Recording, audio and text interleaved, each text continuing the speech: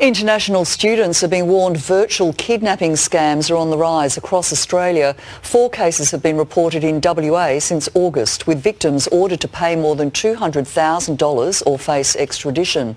For more on this, we're joined by cybersecurity expert Paul Litherland. Appreciate your time, Paul. Now talk us through how this scam works. Usually a cold call, Mon, out of the blue. The scammers will purport to be from law enforcement in that home country or from a government organisation.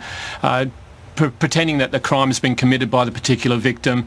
Conversations will then occur, and that's where threats or coercion's made, and sadly money changes hands. And they're obviously convincing. What impact do scams like this have on people and their families? We're seeing a massive impact financially across the nation and globally, but what I'm seeing more impact, sadly, Monica, is the mental health and the psychological damage being done as a result of these scams. A lot of people are too scared to speak up.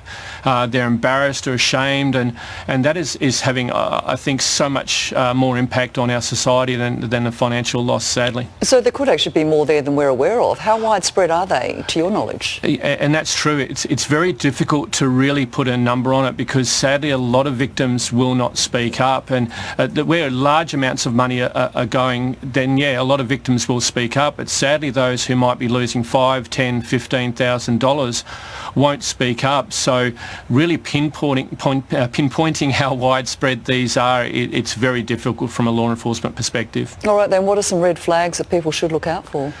The big one for me, especially coming out of these scams, is that cold call from a law enforcement agency. It's very rare, especially if you're being accused of a crime, that law enforcement or government will actually contact you directly.